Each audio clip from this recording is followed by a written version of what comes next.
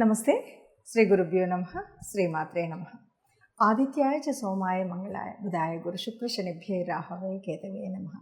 జపాకుస్మ సంకాశం కాశ్యపేయం మహాధృత్యం తమోరం సర్వపాపగ్నం ప్రణతోస్మి దివాకరం. గ్రహరాజు అయినటువంటి కవిరాజుకు నమస్కరిస్తూ ప్రతి మాసంలో మనం చెప్పుకునేటువంటి పక్షఫలాలు. పక్షఫలాలు అంటే మాసఫలాలు చెప్పుకున్నాక పక్షఫలాలు ఎందుకు అంటే ప్రతి పక్షంలో కూడా మారేటువంటి కొన్ని గ్రహాలు ఉంటాయి. అంటే కొన్ని మనకు సంవత్సర కాలం 18 నెలలు ఇలా మారేటువంటి పెద్ద గ్రహాలు ఉన్నప్పటికీ 2.5 రోజులకు ఒకసారి మారేటువంటి చంద్రగ్రహణం ఉంటుంది. నెలకు ఒకసారి మారేటువంటి సూర్యగ్రహణం, 45 రోజులకు ఒకసారి మారేటువంటి కుజగ్రహం, ఇలాంటి గ్రహాలు మార్పు ఉంటుంది. కాబట్టి బుధుడు ఈ గ్రహాలు మారుతూ ఉంటాయి. కాబట్టి గ్రహాలు మారుతూ ఉన్నప్పుడు ఈ 15 రోజులకు కూడా ఉండేటువంటి వేరియేషన్ ఎలా ఉంటుంది, దానివల్ల అంటే మొదటి పక్షంలో ఎలా ఉంటుంది, రెండో పక్షంలో ఎలా ఉంటుంది, ఏదైనా మనం పెట్టుబడులు పెట్టాలన్నా ఉద్యోగ వ్యాపారాలు కానీ సంతానంలో కానీ ఇంకేదైనా విషయాల్లో కానీ ఈ ముందు 15 రోజులు వెనక 15 రోజులలో ఎలాంటి జాగ్రత్తలు తీసుకుంటే మనం సవ్యంగా ఈ మాసం అంతా కూడా సాగించవచ్చు అనేటువంటి ఒక దృష్టికోణంతో మనం ఈ పక్షఫలాలు చెప్పుకోవడం అయితే ఉంటుంది. ఈ పక్షఫలాలు తెలుసుకోవడం వల్ల లాభం ఏదైనా ఉందా అంటే ఏదైనా పెట్టుబడి పెట్టి నష్టపోతాము అని తెలిసినప్పుడు పెట్టుబడులు పెట్టకుండా కొద్దిగా జాగ్రత్తగా ఉండేటువంటి సూచన ఉంటుంది. అలాగే గ్రహాల యొక్క అనుకూలత కోసం ఆ 15 రోజులు కూడా మనం కావలసినటువంటి పరిహారాలు చేసుకోవచ్చు. దీనివల్ల మనం అనుకున్నట్టుగా పెద్దగా నష్టాలు పోకుండా, అనారోగ్యం పాలవ్వకుండా, అల్లకల్లోలంగా ఉండేటువంటి మనసును స్థిమితంగా పెట్టుకునేటువంటి పరిస్థితి. ఒకసారి మనసు స్థిమితంగా ఉంటే ఏదైనా కూడా సవ్యంగా చేసుకునేటువంటి ఆలోచనలు వస్తాయి. కాబట్టి ఆ సవ్యమైన ఆలోచన దిశగా వెళ్ళాలి అంటే తప్పనిసరిగా ఇవి మనం చూస్తూ వెళ్తాం. ఏది ఏమైనా సరే మరి మొత్తంగా మనకు కనిపించేటువంటి గ్రహస్థితి ఎలా ఉంది అంటే ముఖ్యంగా ముందుగా మనం ఈ మాసానికి గాను అంటే ఈ మాసంలో మొదటి పక్షంలో గ్రహాల స్థితి ఎలా ఉంది చూసుకోవాలి. ఎందుకంటే ఈ గోచారం అంతా కూడా గ్రహాల స్థితి మీద, గ్రహాల దృష్టి మీద, లేకపోతే ఏదైనా సరే పాపగ్రహాల కలయిక ఉందా, ఇలాంటివన్నీ చూసి దాన్ని బట్టి మనం చెప్పుకుంటూ ఉంటాం. కాబట్టి ముందుగా గ్రహస్థితి ఎలా ఉంది అంటే మనకి చెప్పాలి అంటే రాహుకేతువులు ఇద్దరు కూడా 18 నెలలకు ఒకసారి మారుతారు. అలాంటి రాహు మరి మీనంలో ఉన్నాడు, కేతువు కన్యలో ఉంది. అదే మీనంలో మరొక 2 గ్రహాలు వచ్చి చేరడం అనేటువంటిది మనకు కనిపిస్తూ ఉంటుంది. దీంతో పాటు మనకి మేషంలో ఉన్నటువంటి గురువు వృషభంలోకి మార్పు జరిగింది. అంటే మే నెలలో మనకి మొదటి రోజు అంటే 1వ తారీఖు సాయంత్రం గురువు మార్పు అనేటువంటిది మనకు మొదట కనపడుతుంది. తర్వాత 14వ తారీఖు రవి మార్పు, అలాగే బుధుడు 11వ తారీఖున మార్పు చెందడం అనేటువంటిది మనకు కనిపిస్తుంది. ఇక శని మనకి కుంభరాశిలో ఉపస్థితి అయి ఉన్నాడు. ఇలా గ్రహస్థితి ఉన్నప్పుడు చంద్రుడైతే మరి 2.5 రోజులకు ఒకసారి మారుతూ ఉంటాడు. కాబట్టి మనం ప్రత్యేకించి చెప్పక్కర్లేదు. ఇక మిగిలినటువంటి కుజ గ్రహము అనేటువంటిది కూడా మనకి మీనంలోనే కనిపించింది. సో ఈ పరిస్థితులలో ఒక్కొక్క రాశి వారికి ఎలా ఉంది అంటే 12 రాశుల వారికి ఈ 15 రోజులు ఎలా ఉంటుందో చెప్పుకుందాం. మే నెల 16 నుండి 31వ తారీఖు వరకు ఈ రెండవ పక్షం ఏదైతే ఉందో దాని ఫలితాలు మే నెల 2024 ఫలితాలు ఎలా ఉన్నాయో చూద్దాం. మే నెల రెండవ పక్షం అంటే 16వ తారీఖు నుండి 31 వరకు ఈ మే మాసంలో ఉన్నటువంటి ఎలా ఉంటుంది అంటే దాదాపుగా అన్నీ బాగుంటాయి, ఏ రకంగా ఇబ్బంది ఉండదు.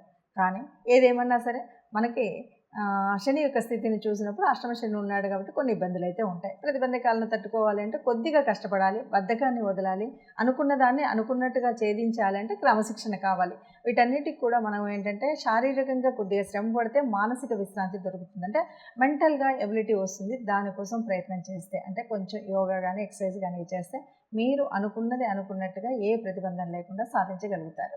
ముఖ్యంగా గురుడు మారే వేళ ఎలా ఉంటుంది అనేటువంటి మనం చూస్తే కనుక ఇక్కడ మే నెల కనుక ఇంతకుముందు మనం గత మాసంలో సంవత్సరంలో పోయినప్పుడు ఎలా ఉండేది అంటే మనం ఏప్రిల్ నెల చెప్పుకున్నాం. ఏప్రిల్ నెలలో దాదాపుగా అప్పులు అవి ఉంటాయన్నాం కదా. ఇలాంటివన్నీ కూడా వీటిని తీర్చేటువంటి ఒక మంచి అవకాశం వస్తుంది. దానికి సరిపోయినట్టుగా మీరు మీ ఆదాయం పెరుగుతుంది కాబట్టి అప్పులను తీర్చగలిగేటువంటి స్థితి అయితే మీకు కనిపిస్తుంది.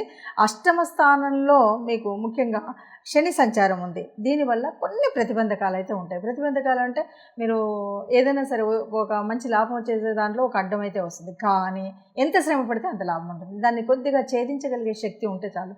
చక్కగా ఆలోచన విధానాన్ని పెంపొందించుకోవాలి. ఈ శని ప్రతిబంధకం నుండి తొలగాలి అంటే ముఖ్యంగా ఆలోచనని మార్చుకోవడం.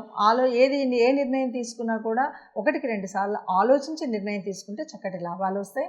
అంతేకాదు తప్పకుండా ఈ 15 రోజుల్లో వచ్చేటువంటి ఈ 2 శనివారాలు కూడా శనివార నియమాన్ని అయితే పాటించండి. శనివార నియమాన్ని పాటించడం వల్ల కొద్దిగా మీకున్న అనుకున్నటువంటి శని ప్రతిబంధకాలు ఏవైతే ఉన్నాయో అవి లేకుండా ఉంటాయి. అయితే కొన్నిసార్లు ఇష్టం లేని పని చేయాల్సినటువంటి పరిస్థితి అయితే వస్తుంది. అంటే మనకు ఉద్యోగాలు చేస్తున్నాం, అక్కడ మన బాస్కు ఆ పని చేయించాలని మనకు ఆ పని చేయడం ఇష్టం ఉండదు. ఇలాంటివి అనమాట. ఇంట్లో కూడా అప్పుడప్పుడు ఇలాంటివి తారసపడుతూ ఉంటాయి. అంటే ఇష్టం లేని పనులు చేయవలసి వచ్చినప్పటికీ కూడా అవి అధిగమిస్తారు. ఆ కష్టం కూడా అంటే ఇష్టం లేకపోయినా మొత్తానికి మాత్రం ఆ పని చేసి సాధించిన వాళ్ళే అవుతారనమాట. ఈ రకంగా మొత్తంగా చెప్పాలి అంటే కొద్దిగా ఈ శని ప్రతిబంధకం వల్ల కొద్ది కష్టం అనిపించిన మిగతా విషయాల్లో చూస్తే చక్కటి ఆదాయం ఉంటుంది, చక్కగా ఉంటుంది, అన్నింటా కూడా బాగుంటుంది అని చెప్పచ్చు. ఇప్పటి వరకు మనం చూస్తున్నటువంటి గ్రహాల స్థితి దాన్ని బట్టి చూస్తే కనుక మనకు అర్థమయ్యేటువంటిది ఏంటంటే గ్రహాలు అనేవి మార్పు చెందుతూనే ఉంటాయి. భూలోకంలో ఉన్నటువంటి మానవ మాత్రల మీద ఆ ప్రభావం అనేటువంటిది ఖగోళంలో ఉన్నటువంటి గ్రహాల ప్రభావం మనుషుల మీద పడుతుంది. మనుషులేంటి జీవజంతువు జాలాలు అన్నింటి మీద పడుతుంది. అలా పడుతూ ఉన్నప్పుడు ఆ మార్పుల వల్ల కొన్ని మార్పులు అయితే మనకు జరుగుతూ ఉంటాయి. దాంట్లో మనం పుట్టినటువంటి రాశిని బట్టి మన యొక్క యోగించేటువంటి గ్రహాలు ఏమున్నాయి ఇలాంటి అన్నింటిని బట్టి చెందేటువంటి మార్పులు కానీ యోగాలు కానీ లేకపోతే ఒక సంతాన విషయంలో కానీ వ్యాపార విషయంలో కానీ ఉద్యోగ విషయంలో కానీ మనం చేసేటువంటి అనేక రకాల కార్యక్రమంలో మనకు ఎలా జరుగుతుంది అంటే మంచి అవుతుందా చెడు అవుతుందా, చేసేటువంటి ప్రయాణాలలో కానీ ఆరోగ్యరీత్యా ఎలా ఉంటుంది, ఈ విషయాలన్నీ కూడా మనకు తెలుసుకోవడం అనేది బాగుంటుంది అని అన్నప్పుడు చాలామందికి ఒక ప్రశ్న ఏమిటంటే మీరైతే మేషరాశి అన్నారు, మీరైతే మీనరాశి అన్నారు, మీరైతే అని చెప్తారు. కానీ మాకు అలా కాకుండా మీరు చెప్పినంత గొప్పగా లేదు, మామూలుగా ఉంది, లేకపోతే మీరు చెప్పినంత చెడు జరగలేదు, చాలా బాగానే ఉంది అనేటువంటి వాళ్ళు చాలామంది ఉన్నారు. దీనికి ఒకటే కారణం, జ్యోతిష్యుడు తప్పు చెప్తున్నారన్నది కాదు. దీనికి ఉన్నటువంటి కారణం ఏంటంటే జన్మజాతక రీత్యా మీ కుండలిలో మీకు అనుకూలించేటువంటి గ్రహాలు కనుక ఉన్నట్టయితే ఇది మీకు అంత ఎఫెక్ట్గా అనిపించకపోవచ్చు. నడుస్తున్నటువంటి దశ అంతర్దశను బట్టి కూడా ఈ తేడా కనిపించవచ్చు. మరి అలాంటప్పుడు ఇవి ఎందుకు చెప్పుకోవాలి అంటే దాదాపుగా కోటాను కోట్ల మందిలో మనకు ఇది యాక్యురేట్ రిజల్ట్ అనేది చెప్పడం కాదు. యాక్యురేట్ రిజల్ట్ కావాలి అంటే తప్పనిసరిగా మీ జాతకాన్ని జ్యోతిష్యులకు చూపెట్టుకోండి. మీకు దగ్గరలో ఉన్నటువంటి జ్యోతిష్యులు కానీ మీకు అనుకూలంగా ఉన్నటువంటిది కానీ మీకు దొరికినటువంటి నెంబర్ల ద్వారా కానీ మీరు జ్యోతిష్యం చెప్పించుకున్నట్టయితే జన్మజాతకంలో మీకున్నటువంటి ఒక ప్రత్యేకమైనటువంటి, అది కూడా జ్యోతిష్యం చెప్పమన్నాం అన్నది కాకుండా మీకు ప్రత్యేకమైన ఒక ఏరియా అంటే ఉద్యోగ స్థితి ఎలా ఉంది, వివాహ స్థితి ఎలా ఉంది, వైవాహిక బంధం ఎలా ఉండబోతుంది, సంతానానికి, ఇట్లాంటివి మీరు పర్టికులర్గా ఏదైనా ఒక ఏరియా సెలెక్ట్ చేసుకొని దానికి కావాల్సినవి చెప్పించుకోవాలంటే అప్పుడు క్లియర్గా ఉంటుంది. మరి ఇది ఏమిటంటే అందరికీ కామన్గా మనం చెప్పేటువంటిది ఈ రాశి వారికి ఈ వచ్చే కాలంలో ఇలా ఉంది కాబట్టి మీరు తగు మాత్రం జాగ్రత్త తీసుకుని అధికంగా ఖర్చు చేసుకోకపోతే మీకు ఆర్థిక వ్యవస్థ బాగుంటుంది. మీరు సంతానంతో ఉన్నప్పుడు ఇలా ఉంటే మీ సంతానం బాగుంటుంది. ఇట్లాంటివన్నీ కూడా మీకు తెలుస్తూ ఉంటాయన్నమాట. దానికోసమే మనము ఈ పక్షఫలాలు కానీ మాసఫలాలు కానీ చెప్పుకోవాలి. ఇవన్నీ కూడా చెప్పుకుంటే మనం రాబోయే చెడుని కలగకుండా ఉండడం కోసం ఏం జాగ్రత్తలు, ఏ రకమైన ముందు జాగ్రత్తలు తీసుకోవాలని. ఎందుకంటే ఒక రకంగా అందరం సుఖంగా ఉండాలి, అందులో మనం ఉండాలి అన్నదే మనది. అందుకే సర్వే జనా సుఖినో భవంతు అంటాం.